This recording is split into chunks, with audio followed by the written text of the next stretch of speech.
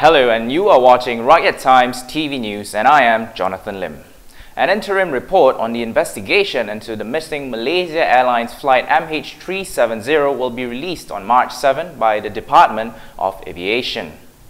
According to Reuters, Deputy Transport Minister Aziz Kaprawi said the report will contain details of the technical investigations of the flight from Kuala Lumpur to Beijing, carrying 239 passengers and crew that went missing on March 8.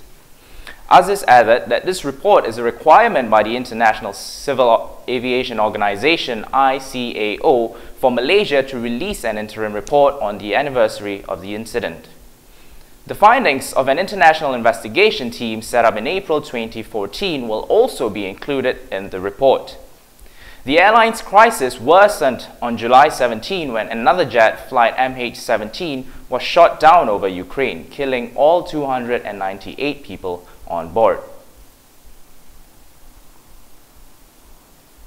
Rounding out a bad year for Southeast Asian carriers was an Air Asia flight from Indonesia's second biggest city of Surabaya to Singapore. The plane crashed in December, killing all 162 people on board. And on to the worrying economy. Another straw poll by Rakyat Times Selena Tay shows that Malaysia are bracing for a tough year ahead. Some interviewees felt that the ringgit will stabilize at RM360 to the US dollars by year end. Others felt that the turnaround and plans by Prime Minister Datuk Seri Najib Razak will be hampered by foreign investors who seem to have adopted a wait-and-see attitude.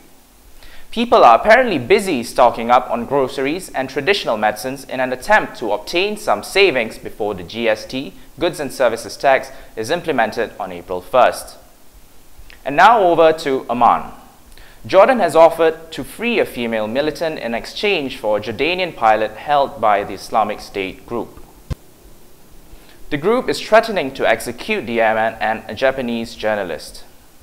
The move came after the parents of the hostages made last-ditch pleas for their lives as a deadline was set by the IS for the release of the would-be suicide bomber approached.